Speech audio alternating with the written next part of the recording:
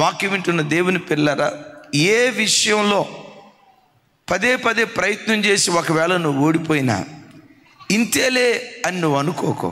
ఇంకొకసారి ట్రై చేయి.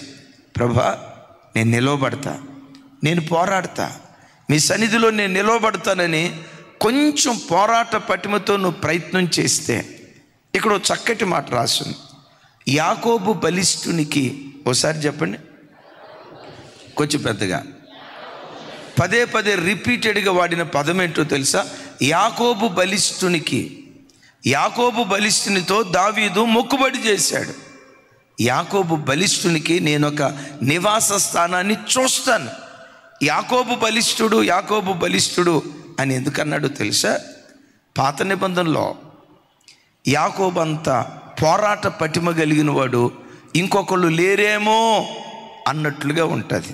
మీరు అనొచ్చు, అనయ్య యాకోబులో ఉన్న పోరాట పటిమ ఏంటి?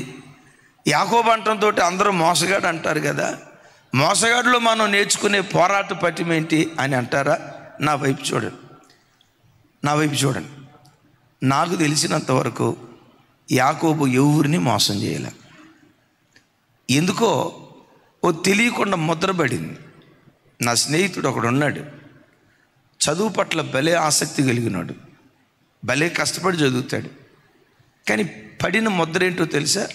వాడిని చూస్తే చాలు దొంగోడా అంటారు. ఎవరింట్లో దొంగతనం చేశాడంటే ఎవరింట్లో దొంగతనం చేయలే.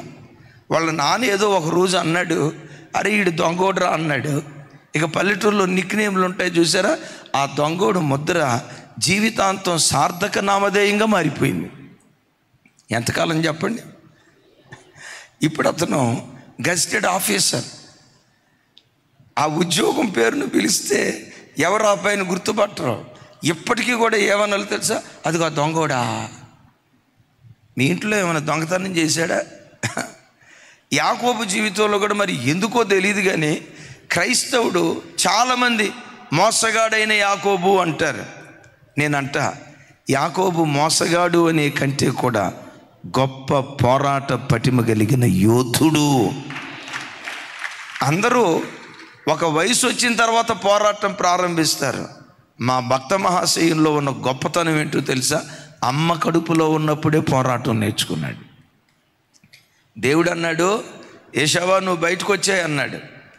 ఏశావు బయటకు రాపోతా ఉంటే యాకోబు తల్లి కడుపులో ఉన్నప్పుడే ఏం చేశాడు తెలుసా?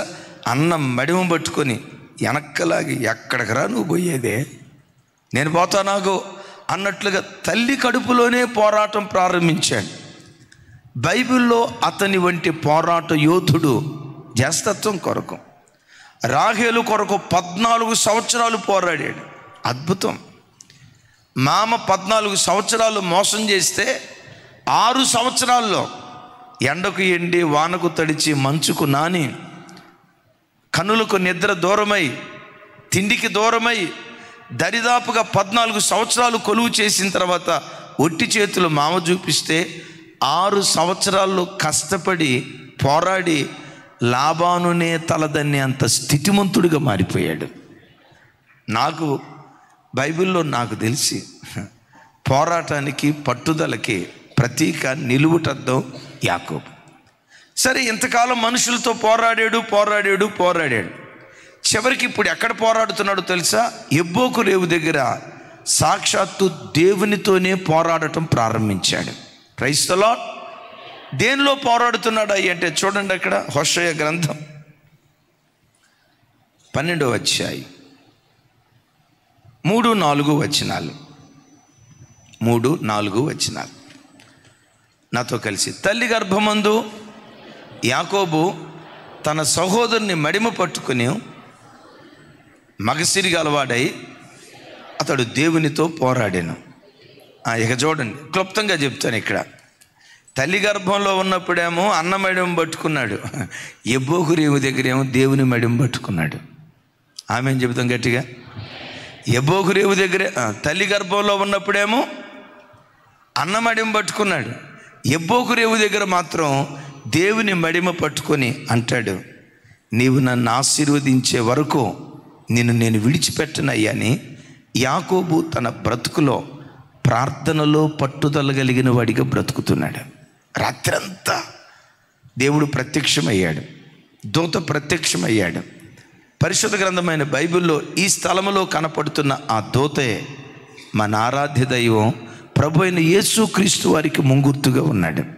యేసుక్రీస్తు వారు ఆ స్థలంలో ప్రత్యక్షమైతే ఆయన పాదాలు పట్టుకొని ఒకటే మాట, నన్ను ఆశీర్వదించయ్యా యాకోబా, నిన్ను తర్వాత ఆశీర్వదిస్తా, వదిలిపెట్టయ్యి అంటే ఒకటే మాట అన్నాడు, నీవు నన్ను ఆశీర్వదించే వరకు నీ పాదములు నేను విడిచిపెట్టనని రాత్రంతా ప్రార్థనలో పట్టుదలతో పోరాడుతున్నాడు. దైవజనమ, లోకంలో చాలామందికి రకరకాల వాటిలో పట్టుదల ఉంటుంది. ప్రతి క్రైస్తవుడు తన ఆధ్యాత్మిక జీవితంలో ప్రార్థనలో పట్టుదల కలిగిన వాడిగా బ్రతుకుదురుగాక. ఎవరైతే ప్రార్థనలో పట్టుదల కలిగిన వాడిగా బ్రతుకుతారో వారి జీవితంలో దేవుడు బలిష్ఠుడైన దేవునిగా ఆయన ప్రత్యక్షం అవటం ప్రారంభిస్తాడు. పెద్దగా చెప్దాం ఆమేనని. కొంతమందికి పట్టుదల ఉంటుంది. కోరుకున్న పట్టు చీర కొనిపెట్టకపోతే ఇక మనోడి సంగతులు ఇంతే సంగతులు చిత్తగించవలెను.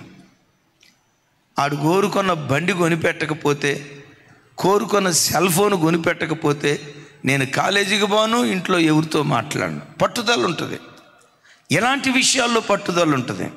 భక్తుడైన యాకోబుకు ప్రార్థనలో పట్టుదల, ప్రార్థనలో పట్టుదల. క్రైస్తవ జనమ, నువ్వు ప్రార్థనలో పట్టుదల కలిగిన క్రైస్తవుడిగా బ్రతికితే నీ జీవితంలో బలిష్ఠుడైన దేవునిగా దేవుడు తన కార్యాలు చేయటం ప్రారంభిస్తాడు.